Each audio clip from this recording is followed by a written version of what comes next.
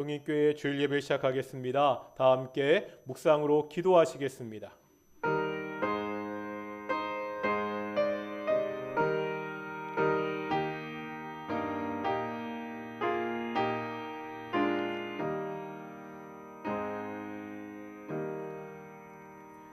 사도신경으로 우리의 신앙을 고백하겠습니다. 나는 전능하신 아버지 하나님 천지의 창조주를 믿습니다. 나는 그의 유일하신 아들 우리 주 예수 그리스도를 믿습니다. 그는 성령으로 잉태되어 동정녀 마리아에게서 나시고 본디오 빌라도에게 고난을 받아 십자가에 못 박혀 죽으시고 장사된 지 사흘 만에 죽은 자 가운데서 다시 살아나셨으며 하늘에 오르시어 전능하신 아버지 하나님 우편에 앉아 계시다가 거기로부터 살아있는 자와 죽은 자를 심판하러 오십니다. 나는 성령을 믿으며 거룩한 공교회와 성도의 교제와 죄를 용서받는 것과 몸의 부활과 영생을 믿습니다. 아멘. 찬송가 70장 함께 찬양하시겠습니다.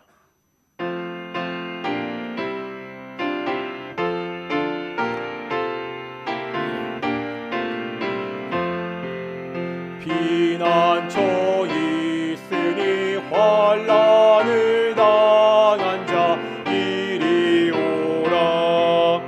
땅들이 변하고 물결이 일어나 산 위에 넘치되 두렵지 않네. 이방이 떠들고 나라들 모여서 진동하나.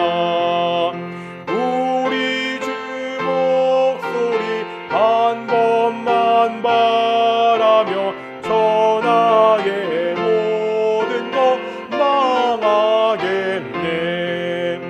만유주 하나님 우리를 도우니 피난처요. 세상의 난리를 그치게 하시니 세상의 창검이 쓸데없네. 높으신 하나님 우리를 구하니 할렐루야. 괴로움이 심하고 환난이 극하나 피난처 되시는 주 하나님. 성시 교독하겠습니다. 시편 1편입니다. 시편 1편 제가 먼저 읽겠습니다. 교독하시겠습니다. 복 있는 사람은 악인들의 꾀를 따르지 아니하며 죄인들의 길에 서지 아니하며 오직 여호와의 율법을 즐거워하여 그는 시냇가에 심은 나무가 철을 따라 열매를 맺으며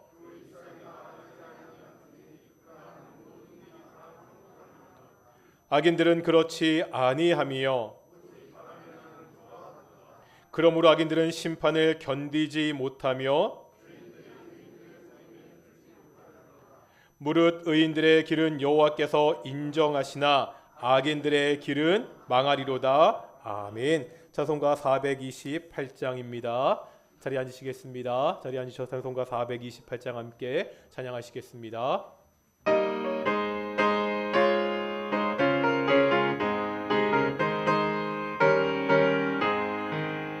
내 영혼의 햇빛 비치니 주 영광 찬란해. 이 세상 어떤 빛보다 이 빛 더 빛나네.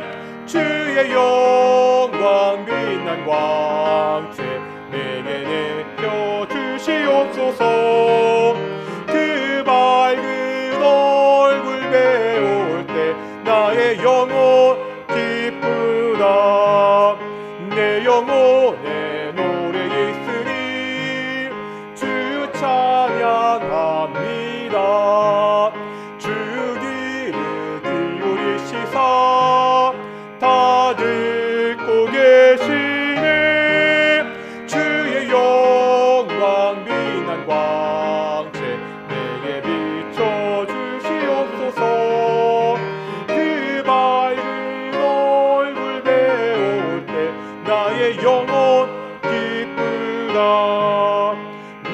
영혼의 봄날 되어서 주 함께 하실 때 그 평화 내게 깃들고 주 은혜 꽃피네 주의 영광 빛난 광채 내게 비춰 주시옵소서. 그 밝은 얼굴 배울 때 나의 영혼 기쁘다. 내 영혼에 희락이 있고 큰 소망 넘치네. 주 예수 복을 주시고 또 내려주시네. 주의 영광 빛난 광채 내게 비춰주시옵소서. 그 밝은 얼굴 배울 때 나의 영혼 기쁘다. 예배를 위해서 김태관 집사님 기도하시겠습니다.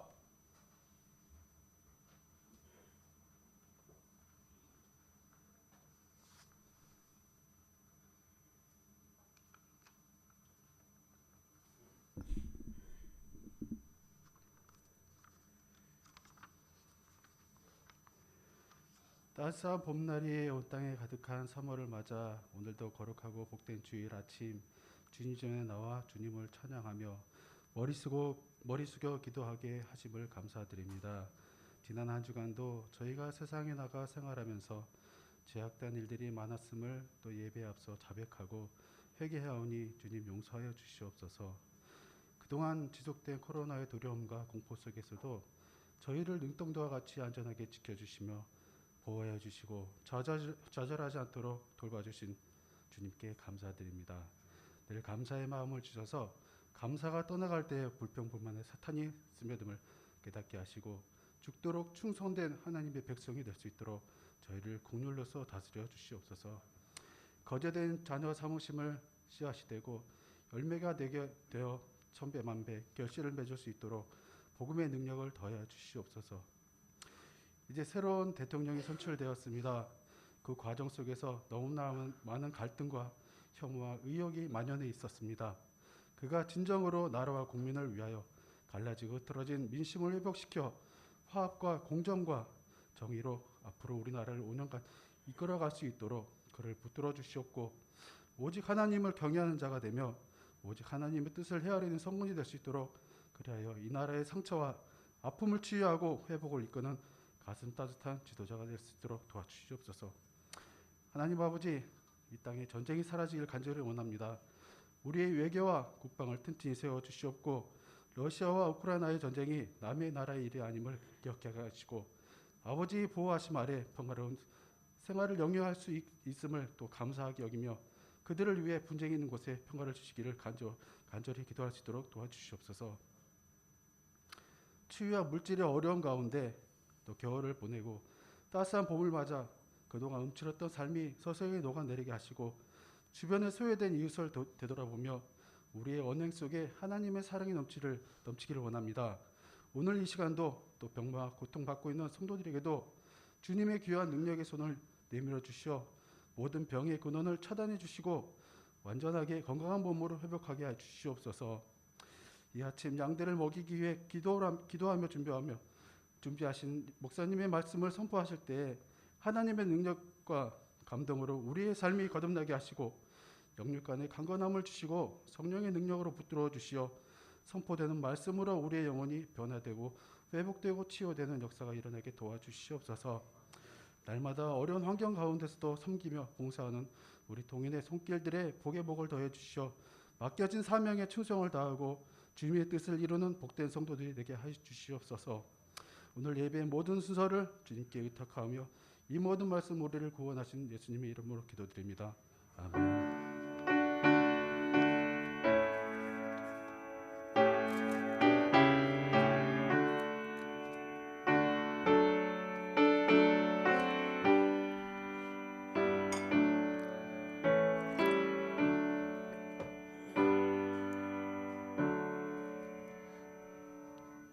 함께 말씀 보겠습니다. 구약 성경 사무엘상 11장 6절부터 15절까지 말씀입니다.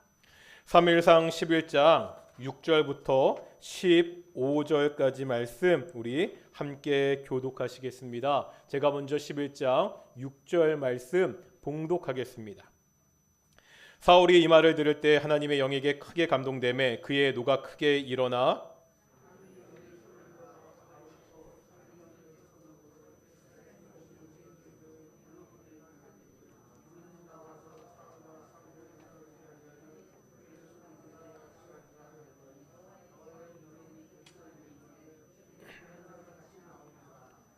사울이 베색에서 그들의 수를 세어보니 이스라엘 자손이 30만 명이요 유다 사람이 3만 명이더라.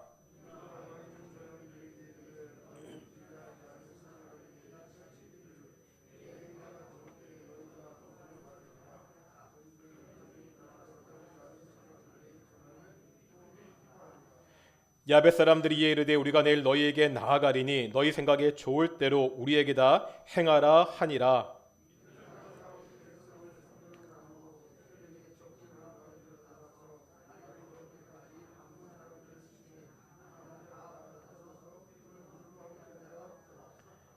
백성이 사무엘에게 이르되 사울이 어찌 우리를 다스리겠느냐 한 자가 누구니까 그들을 끌어내서서 우리가 죽이겠나이다.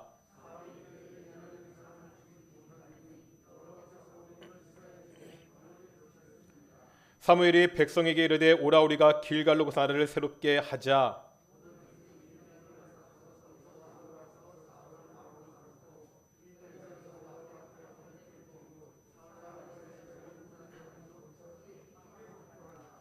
아멘. 이 시간은 갈리 찬양대 여성 파트 나와서 찬양을 하나님께 영광 돌리시겠습니다.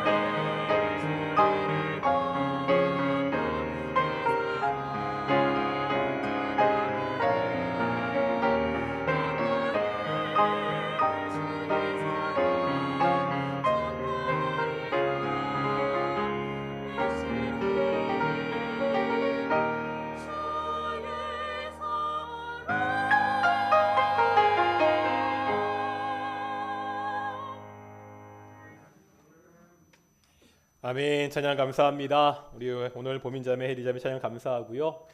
아프신 분들도 계시고 또 여러 가지로 확진하신 분도 계셔서 우리 예배가 예전처럼 완전히 정상적으로 진행되지 못하는데 성도님들 건강하셨으면 좋겠고요. 날씨가 많이 따뜻해졌습니다. 우리 앞뒤 자분들과 이렇게 인사하겠습니다. 하나님의 따스함이 함께 하시기를 소망합니다. 오늘 이렇게 예배당에 나와 예배하는 성도들, 또한 가정에서 유튜브로 예배하는 모든 성도들, 하나님의 따스함이 함께하는 귀한 예배가 되기를 축원합니다. 예전에 한 취업 포털 사이트에서 성공과 출세에 대한 20, 30대 직장인들의 인식에 대한 설문조사를 한 적이 있습니다. 설문조사의 제목은 대한민국에서 성공하기 위한 요건이었습니다. 이 조사 결과에 따르면 성공하기 위한 요건 1위는 학벌이었습니다. 26.1%였습니다. 2위는 인맥 및 대인관계 능력이었습니다. 24.2%였습니다. 3위는 경제적 뒷받침으로 19.7%였습니다. 반면에 지적 능력이라고 대답한 사람은 12.4%, 성실성이라고 대답한 사람은 8.6%였습니다. 이 설문조사 결과를 보면 우리나라 직장인들은 성공을 위한 요건으로 개인의 능력보다는 연고나 학벌과 같은 환경이 더 중요한 것으로 생각합니다. 어떤 사람이 더 성공할 수 있느냐는 질문하면 많은 사람들이 비슷하게 대답할 것입니다. 어느 것이 중요한지는 사람마다 다르겠지만 성공을 위한 결정적인 요소는 크게 둘로 나눌 수 있습니다. 개인의 능력과 환경입니다. 어떤 사람은 말 그대로 부모를 잘 둔 덕에 성공하기도 합니다. 재벌 2세, 재벌 3세가 이에 해당합니다. 어떤 사람은 온전히 자신의 능력 하나로 성공하기도 하죠. 이런 사람을 뭐라 부르죠? 자수성가했다, 이렇게 부릅니다. 주변 환경도 좋고요. 개인의 능력도 출중한 사람들이 더 성공하기가 좋을 것입니다. 이것이 성공에 대해서 세상이 생각하는 방식입니다. 그렇다면 성경은 어떻게 말씀합니까? 성경은 개인의 능력과 환경보다 더 중요한 것이 있다고 말씀합니다. 우린 앞으로 이스라엘 통일 왕국의 3명의 왕을 살필 것입니다.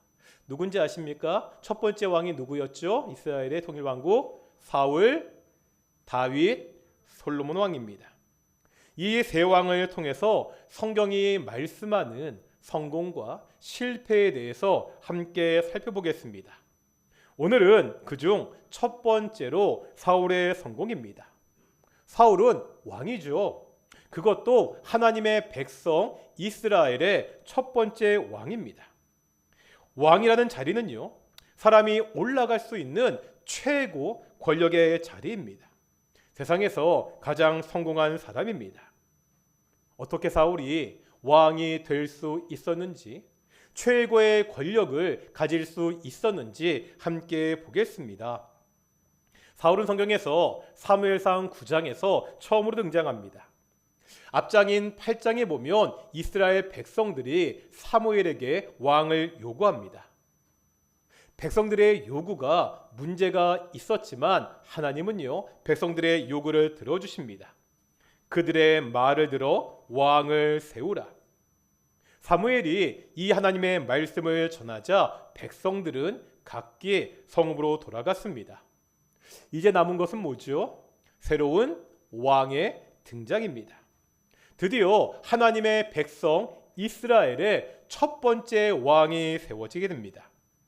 백성들은 각자 자신의 성읍에서 새로운 왕에 대한 기대에 부풀어 있습니다. 사무엘상 9장은 이러한 기대 속에서 시작합니다. 그렇다면 뭔가요? 이런 기대에 맞게 인상적인 방법으로 사울이 등장해야 됩니다.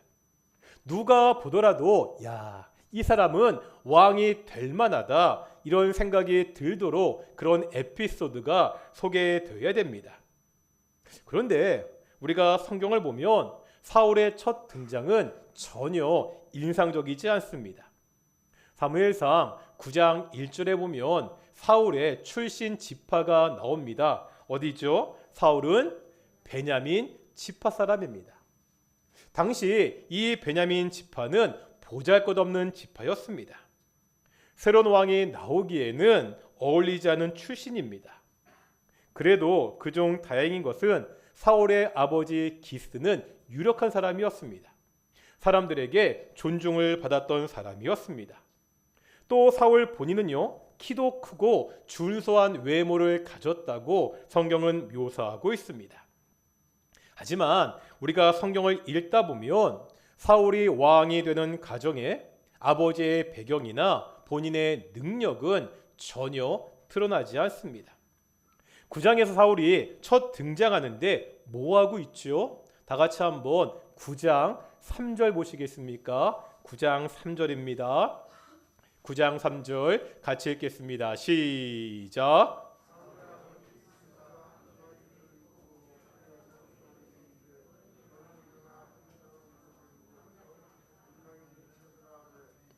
지금 사울이 뭐하고 있죠?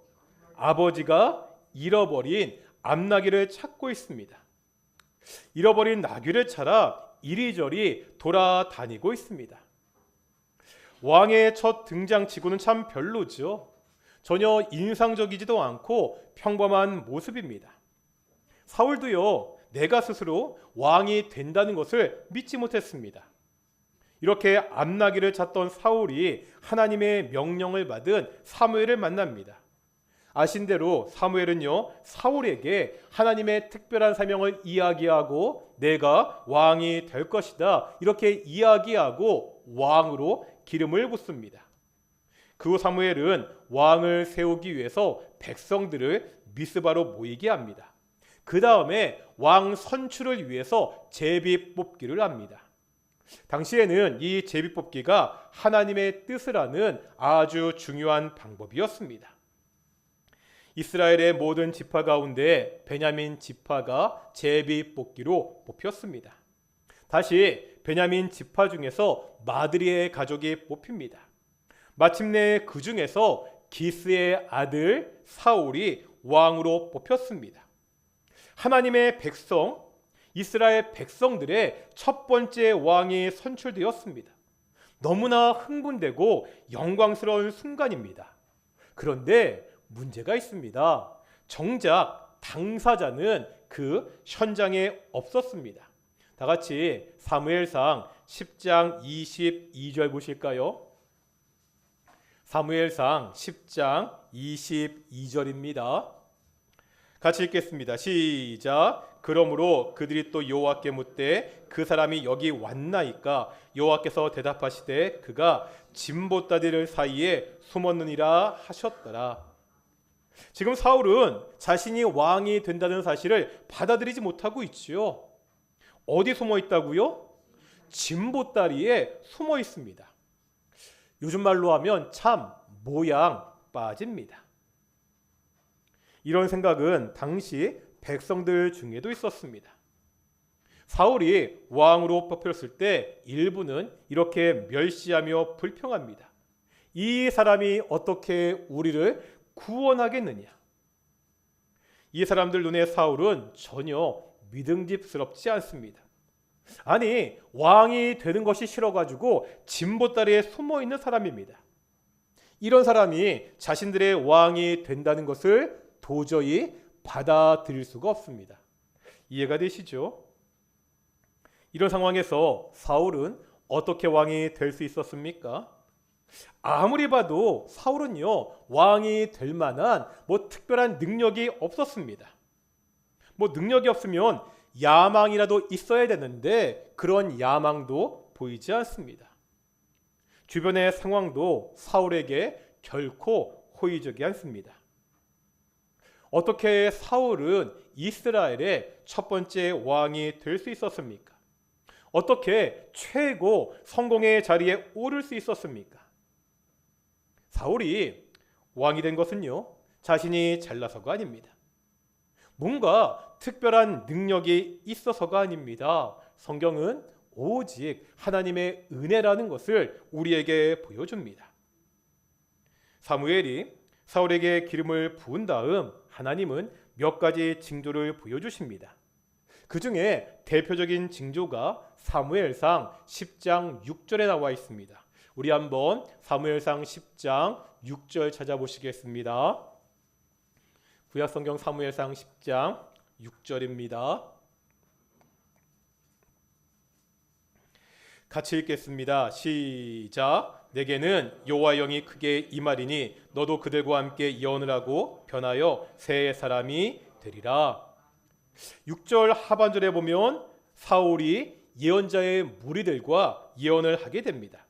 그런데 이때 먼저 어떤 일이 일어나죠? 6절 상반절 뭐라 말씀하고 있죠? 내게는 여호와의 영이 크게 임하리니, 하나님의 영이 사울에게 임합니다. 그것도 크게 임합니다. 이 구절을 ESV라는 영어 성경은 rush upon you라고 번역합니다. 공동 번역은 이 느낌을 살려서 갑자기 내리 덮쳐 이렇게 번역하고 있습니다. 사울에게 하나님의 영이 임합니다. 이건 사울이 통제할 수 있는 일이 아닙니다. 하나님의 영이 강하고 일방적으로 사울에게 임하고 있습니다. 사울은 이제 하나님의 영에 의해서 조종됩니다. 이 결과 사울도 예언자의 무리와 함께 예언을 합니다. 성경은 사울이 변하여 새 사람이 되었다고 기록하고 있습니다. 다른 번역 성경들을 보면 another man, 전혀 다른 사람이 되었다고 번역합니다. 어떤 거지요? 하나님의 영이 임하십니다. 강하고 급작스럽게 임하십니다. 하나님의 영이 함께하는 사람은 전과는 전혀 다른 사람입니다. 이제 하나님의 지배를 받는, 하나님의 통제를 받는 하나님의 사람입니다. 이것을 잘 보여주는 말이 있습니다. 10장 5절에 보면 하나님의 산이라는 말이 나오고 있지요. 여기서 산이라는 단어는 시브리어로 기브아입니다. 이 기브아라는 말은 우리말 성경것처럼 산이라는 의미가 있습니다. 하지만 동시에 그 당시 지역의 이름이기도 합니다. 기브아가 어떤 곳이죠? 사울의 고향이었습니다. 그래서 11장 4절에 보면 사울이 사는 기브아 이렇게 나옵니다. 이 사울의 고향 기브아에는 블레셋의 병영이 있었습니다. 그런데 이곳이 바뀌게 됩니다. 원래 이곳은 어떤 곳이라고요? 사울이 사는 사울의 기브아였습니다. 하지만 이제 사울의 기브아가 아닙니다. 하나님의 산, 하나님의 기브아입니다. 같은 땅인데 전혀 다르게 바뀌었습니다. 블레셋의 병영이 있는 블레셋이 힘을 발휘하는 땅이 아니라 하나님의 땅, 하나님이 다스리는 땅으로 바뀌었습니다. 사울도 마찬가지죠. 그 전까지는 그냥 사울이었습니다. 베냐민 지파 기스의 아들이었습니다. 암낙이나 찾으러 다니면서 자기 인생을 살았습니다. 하지만 하나님의 영이 함께 하시면 바뀝니다. 예전의 사울이 아닙니다. 전혀 다른 새 사람이 되었다고 성경은 말씀하고 있습니다. 어떤 사람이라고요? 하나님이 지배하는 사람, 하나님이 함께하는 사람, 하나님의 인도하심을 받는 사람이 되었습니다. 이것을 가장 극적으로 보여주는 것이 오늘 우리가 읽었던 사무엘상 11장의 사건입니다. 사무엘상 11장은 왕으로 기름 부음을 받은 사울의 첫 번째 전쟁 이야기가 기록되어 있습니다. 다 같이 한번 11장 1절 보시겠습니다. 사무엘상 11장 1절입니다. 같이 읽겠습니다. 시작. 암몬 사람 나하스가 올라와서 길르한 야베스에서 맞서 진침해 야베스 모든 사람들이 나하스에게 이르되 우리와 언약하자 그리하면 우리가 너를 섬기리라 하니 여기 보니까 암몬 사람 나하스가 길르앗 야베스에 맞서 진치고 있습니다. 그때 그곳 백성들의 반응이 뭐죠? 야, 우리가 한번 힘을 모아 이겨보자, 싸워보자가 아닙니다. 뭐 하자고요? 나하스에게 가서 언약을 맺자고 제의하고 있습니다. 여기 언약은요, 뭐 전쟁을 피하기 위해서 평화 협상을 하자 이런 이야기가 아닙니다. 항복입니다. 전쟁만 하지 않는다면 항복해서 암몬을 섬기겠다는 항복 선언입니다. 문제는요, 나하스가 이 말도 듣지 않습니다. 아주 모욕적인 말을 하면서 전쟁을 계속할 것이라고 선언합니다. 야베스의 장로들은 자신들의 힘으로는 도저히 할 수가 없기 때문에 이스라엘 전역에 사자를 보냅니다. 하지만 당시 이스라엘의 각 지파의 상황은 이들을 도와줄 만한 형편이 안 되었습니다. 한번 11장 4절 보실까요? 11장 4절에 보면 전령들이 사울이 사는 기브아에 이 소식을 전했을 때 백성들의 반응이 나오죠. 백성들이 어떻게 반응하고 있죠? 그렇죠. 동포의 어려움이 있습니다. 우리가 의기투합해서 한번 해보자. 그렇게 하고 있지 않죠. 다들 소리를 높여 울고만 있습니다. 아니 지금 적이 쳐들어왔는데 속절없이 백성들이 울고만 있습니다. 암몬과의 전쟁은 이번이 처음이 아닙니다. 앞에 있는 사사기 11장에도 보면 암몬과의 전쟁이 나옵니다. 이때는 사사 입다의 지도하에 이들을 물리쳤습니다. 하지만 지금은 아무런 대책이 없습니다. 사사 시대를 지나면서 형편없이 약해졌습니다. 주변 나라가 공격했는데 어쩔 줄 몰라하며 두려워하며 울고만 있는 것이 당시 이스라엘의 형편이었습니다. 지금 이들에게는 왕도 있지 않습니까? 사울입니다. 제비를 뽑아서 사울을 자신들의 왕으로 뽑았습니다. 처음에 이스라엘 백성들이요, 하나님께 왕을 달라고 할 때 이유가 있었습니다. 다른 나라와 같이 전쟁이 났을 때 앞에 나가서 싸울 그런 왕을 우리에게 달라고 하나님께 요구하고 있습니다. 그런데요, 그런 왕이 지금 뭐 하고 있습니까? 백성들의 요구대로 뽑힌 새 왕, 그 사울이 이러한 위기 앞에서 뭐 하고 있죠? 11장 5절 보실까요? 11장 5절입니다. 읽겠습니다. 시작. 마침 사울이 밭에서 소를 몰고 오다가 이르되 백성이 무슨 일로 우느냐 하니 그들이 야벳 사람의 말을 전하니라. 뭐 하고 있다고요?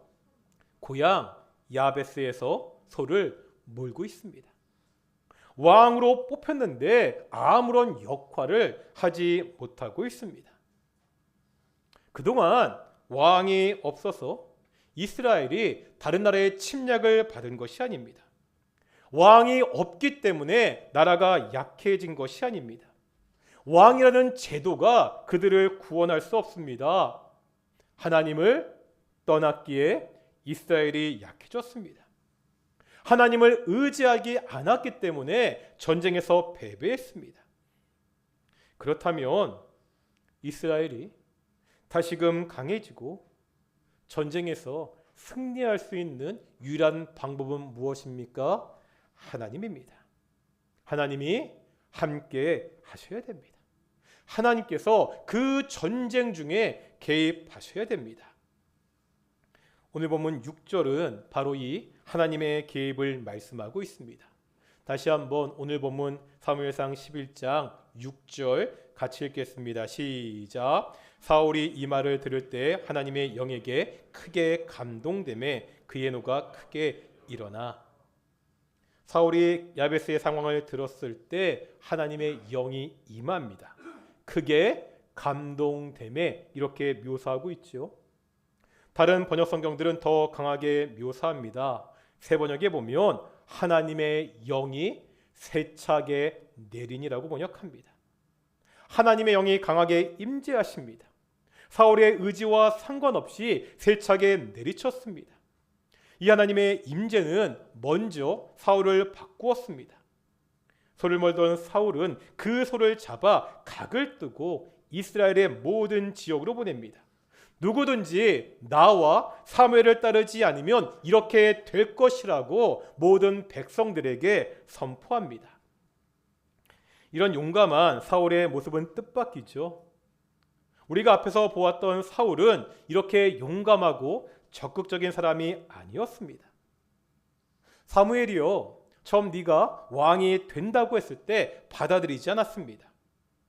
제비 뽑기를 통해 왕으로 뽑혔을 때도 어디에 있었다고요? 진보다리에 숨어 있었습니다.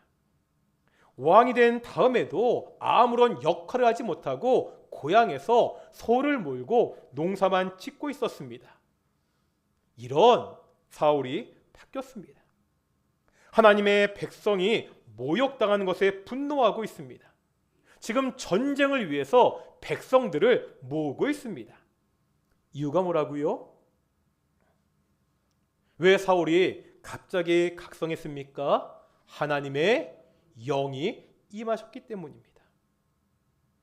왕의 제도를 통해서 왕이 되는 것이 아닙니다. 하나님의 영이 임하실 때 왕의 역할을 감당할 수 있습니다. 개인의 능력으로 왕으로 세워지는 것이 아닙니다. 오직 하나님의 능력으로 왕으로 만들어져 가고 있습니다. 사울뿐만이 아닙니다. 이스라엘 백성들도 바뀌었습니다. 오늘 보면 7절 보실까요?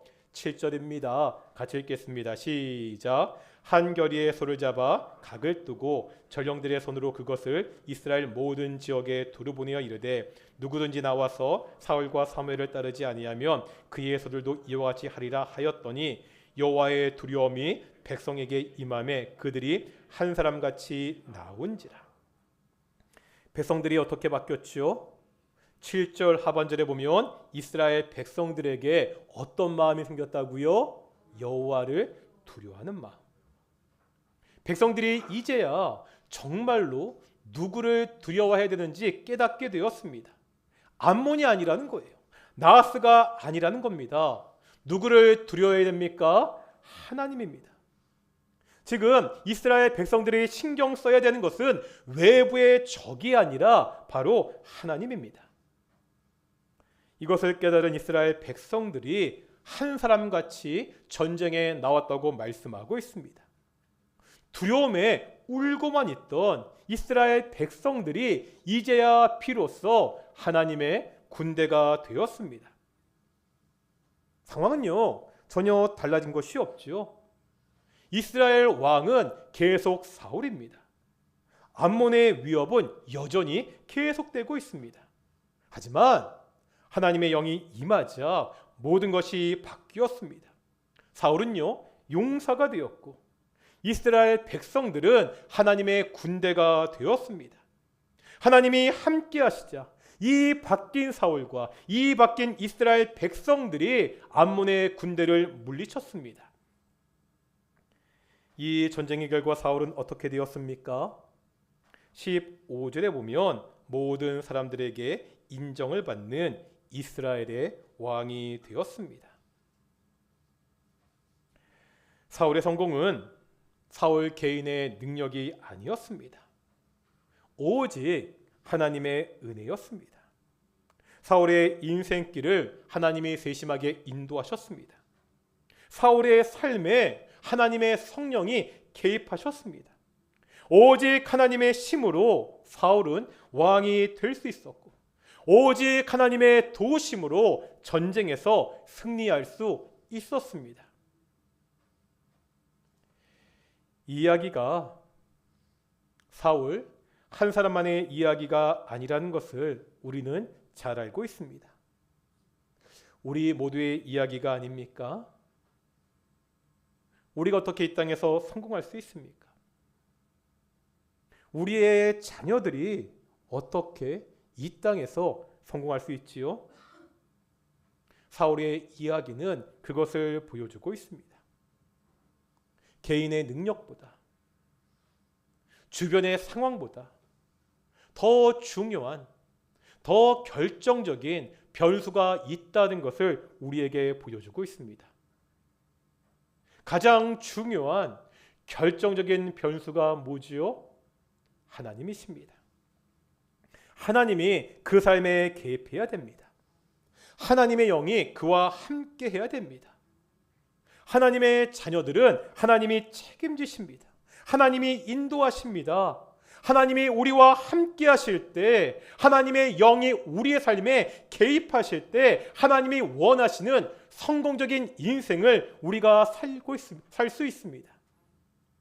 하나님의 자녀들의 성공은 개인의 능력이나 주변의 환경에 달려있는 것이 아니라 누구에게 달려있다고요? 하나님께 달려있다는 것을 사울의 모습은 우리에게 보여주고 있습니다.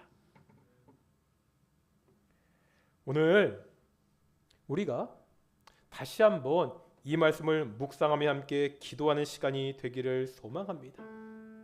어떻게 기도해야 되지요? 우리의 삶에, 바로 내 삶에 하나님이 개입하시기를 기도하겠습니다. 우리 자녀들에게 하나님의 영이 강하게 임재하시기를, 오직 하나님께서 우리 자녀들의 인생을 인도하시기를 기도하겠습니다. 대한민국을 위해서 기도하겠습니다. 우리 대한민국 어떻게 성공할 수 있습니까? 어떻게 성장할 수 있습니까? 한 대통령의 능력입니까? 아니죠. 하나님이 함께 하셔야 됩니다. 하나님이 이 나라를 인도하셔야 됩니다. 하나님이 이 나라를 통치하셔야 됩니다. 그러한 나라가 될 수 있도록, 그러한 가정이 될 수 있도록, 그러한 자녀들이 될 수 있도록, 그러한 성도들이 될 수 있도록 우리 함께 기도하며 나아가겠습니다. 함께 기도하시겠습니다. 아버지 하나님, 아버지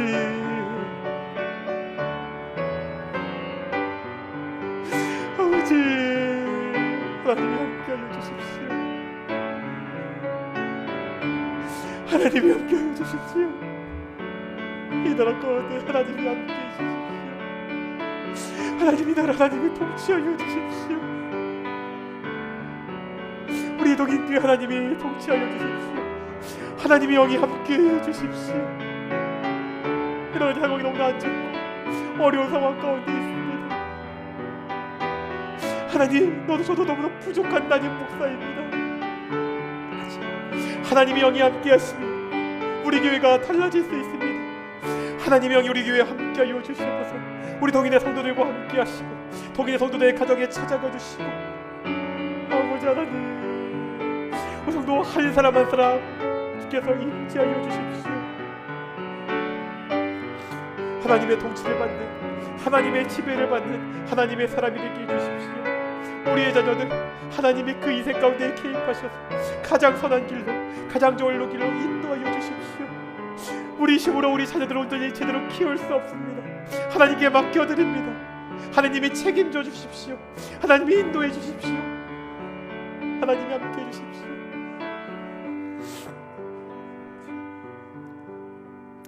우리가 계속해서 기도하겠습니다. 코로나19 확진자가 점차 늘어가는 가운데 있습니다. 우리 김경자 권사님 오늘 아침 확진되었다고 연락을 받았습니다. 또 우리 박주성 권사님, 윤항중 집사님, 우리 회복은 코로나 회복은 되셨지만 여전히 몸이 안 좋은 가운데 있습니다. 우리 모든 동일 성도들 건강할 수 있도록 함께 기도해 주시고, 특별히 여러 가지 건강에 문제가 있는 성도님들, 특별히 어르신들 찾아가 만나 주셔서 그들의 건강을 회복시켜 달라고 함께 기도를 하겠습니다. 이 나라 많은 사람이 코로나19 때문에 고통받고 있는데 빨리 회복될 수 있도록 기도하겠습니다. 한 가지 개인적인 기도 제목을 내겠습니다. 제 후배인데 나이는 46세입니다. 이름은 장민운데 아직 젊잖아요. 오늘 이 친구가 좀 기저질환이 있었거든요. 여러분의 코로나19에 확진되어서 이것이 급성 폐렴으로 가는 바람에 굉장히 위독한 가운데 있습니다. 이름 장민우고요. 우리 장민우 형제 하나님의 은혜 가운데 속 회복될 수 있도록, 우리 동인의 가족 회복될 수 있도록 우리 함께 좀 기도했으면 좋겠습니다. 함께 기도하시겠습니다.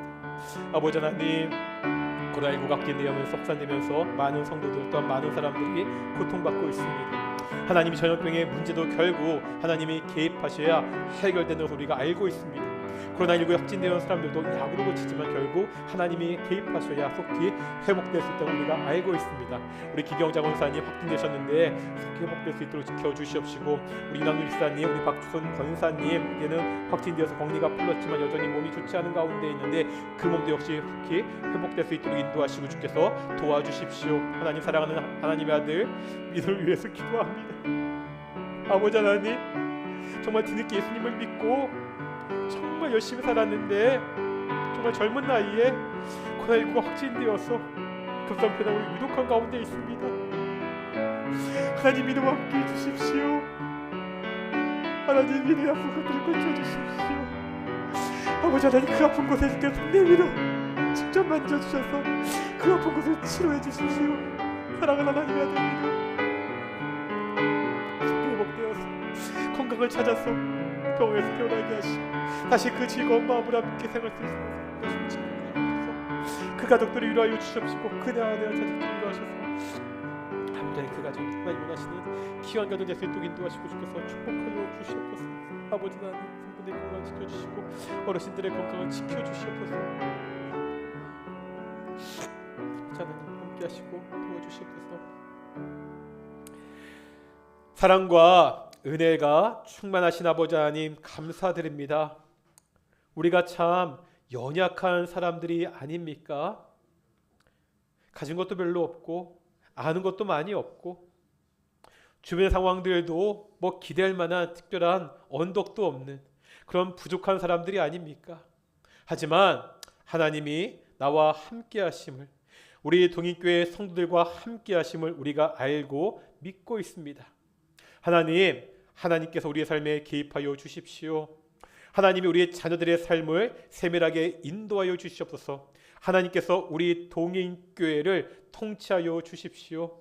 오직 하나님의 영이 함께한 성도들, 오직 하나님이 함께하신 우리 동인교회가 되어서 이 땅 가운데서 하나님이 원하시는 귀한 성공의 삶을 살아갈 수 있도록 해 주십시오. 우리 자녀들 이 악한 세상, 이 어려운 세상에서 하나님의 자녀로 성공하며 살 수 있도록 주께서 인도해 주시옵소서. 감사하며 이 모든 말씀 예수님의 이름으로 기도드렸습니다. 아멘. 찬송가 213장 하시면서 우리 헌금 봉헌하시겠습니다. 찬송가 213장 1절과 5절 하시겠습니다.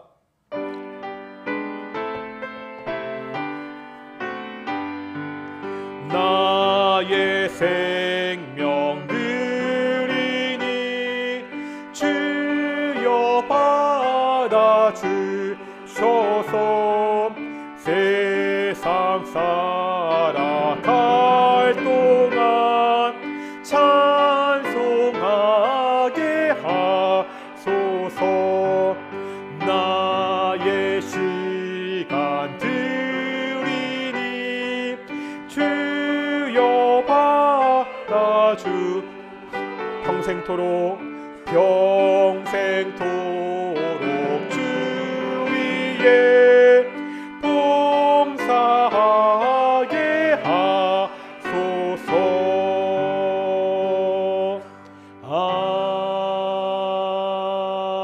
아멘. 기도하시겠습니다. 하나님, 정말로 감사드립니다. 복된 날 주일날 우리가 하나님께 나와 예배케 하심을 정말로 감사드립니다. 하나님께 예배하는데 귀한 예물을 가지고 나와서 하나님께 봉헌하게 하심을 정말로 감사드립니다. 모든 것이 주께로 말미암았습니다. 그러기에 우리가 작은 것을 주께 돌려드립니다. 매일같이 이 신앙 고백을 가지고 살게 하시고 이 신앙 고백을 가지고 감사하는 귀한 동인의 성도들이 될 수 있도록 인도해 주십시오. 우리가 계속 기도합니다. 우리 동인의 성도들 가정 매일같이 감사가 더욱더 넘치는 가정이 될 수 있도록 인도해 주십시오. 우리 동인께 날마다 구원받는 사람을 더하게 하시는 귀한 교회가 될 수 있도록 주께서 인도해 주시옵소서. 감사함의 모든 말씀 예수님의 이름으로 기도드렸습니다. 아멘. 다시 한번 우리 앞뒤 자분들과 인사하겠습니다. 하나님이 우리와 함께 하십니다. 예, 반갑습니다. 오늘도 우리 동인교회 새로 예배하신 분들 계시는데요. 혹시 시간 되시면 예배 끝나고 잠시 인사하고 가셨으면 좋겠고요.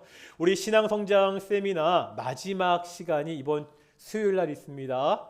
우리 수요일날 7시 반 예배당에 오실 수 있는 분들은 예배당에서 참석하시고, 지금 보니까 예배당에서 들으시는 분보다 가정에서 유튜브로 보시는 분이 더 많은 것 같은데 어쨌든 좋습니다. 가정에서 유튜브로 들으시던 예배당에 나와서 하시던 말씀을 배우는 시간이니까 배웠으면 좋겠고요. 이번 주 수요일까지 신앙 성장 세미나 6주간 과정이 끝나고 2주 동안 휴강하겠습니다. 2주 동안 수요일날 모이지 않고요.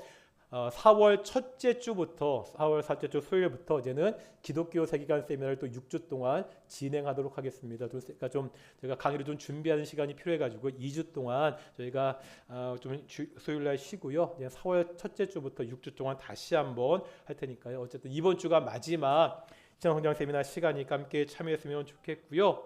오늘 예배 후에 우리 선교회 원례가 있습니다. 사실 선교회마다 여러 가지 사정으로 못 나오신 분들이 많이 계시는데 우리 잠깐이라도 모여서 서로 얼굴 보시고 좀 인사하시고라도 좀 돌아가는 그러한 시간이 되었으면 좋겠습니다.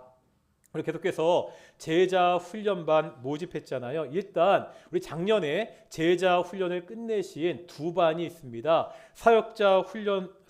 사역자 훈련반인데 3월 27일 날 주일반이 개강하고 주부에 잘못 나왔는데 3월 29일 화요일 날 계속하게 된다면 3월 29일 날 화요일 날 사역자반은 그렇게 개강하도록 하겠습니다. 다음에 제자 훈련반이 한 반 개설되었습니다. 수요일반이거든요. 수요예배 끝나고 저녁 8시 30분이 되겠죠. 수요예배 끝나고 저녁 8시 30분부터 10시까지 수요일 저녁반이 제자훈련반이 그렇게 개설되었으니까 혹시 그 시간에 참석이 가능하신 분들은 오늘까지 신청서를 내주시던지, 신청서 아직 못 쓰신 분들은 개인적으로 전도사님한테 말씀하셔서, 왜냐하면 교재를 준비해야 되니까요. 우리 4월 6일 날부터 시작하겠습니다. 수요예배와 함께 시작해야 되니까 우리 제자훈련 수요반은 4월 6일부터 시작하도록 하겠습니다. 다시 한번 말씀드리지만 이 시간 말고도 토요일 오전 오후, 주일 저녁, 새벽도 좋습니다. 밤 10시도 좋습니다. 혹시 4명 이상 모여서 시간을 맞출 수만 있으시면은 제가 어떠한 시간이라도 제자훈련을 개설할 테니까 좀 많은 성도들이 제자훈련에 좀 참여하셨으면 좋겠습니다. 제가 이번 학기에 지금 확정된 게 사역자 훈련 2팀, 제자 훈련 1팀이잖아요. 앞으로 3팀, 4팀도 좋습니다. 성도들이 공부하시면 제가 언제라도 공부를 할 테니까요. 꼭 좀 마음들을 좀 모으셔서 우리 가급적 많은 분들이 좀 제자 훈련에 참여하셨으면 좋겠습니다. 또 우리 항상 주보에 주일 오후 가정 예배지 있죠. 우리가 지금 주일 오후 예배를 못 드리기 때문에 가정에서 혹은 개인적으로 오늘 말씀을 다시 한번 묵상하고 하시라고 가정 오후 예배를 만들고 드리고 있잖아요. 이걸로 꼭 오후에 예배하시고, 이거 모으고 계시나요? 또 잊어버리셨죠? 모으십시오. 연말에 시상하겠습니다. 제가 시상한다면 꼭 하지 않습니까? 잘 모으셔서 그냥 하얀 백지를 모으지 마시고요. 그래도 거기다가 조금이라도 내가 예배하면서 공부한 흔적을 남기셔서, 벼락치기 안 되지 않습니까? 지금부터 매주 우리가 오예배 모이지 못하니까 우리 집에서라도 함께 이 가정 예배지를 가지고 개인이 가족들이 함께 예배하시고 그 예배지를 모아오시면 연말이 되든지 코로나19 사정이 좀 좋아져서 우리가 오예배를 다시 드릴 때가 되든지 그것을 모아서 함께 시상하고 함께 좀 축하할 테니까 꼭 모아주셨으면 좋겠습니다. 우리 다 같이 일어나서 찬송가 55장 함께 찬양하시겠습니다. 찬송가 55장입니다.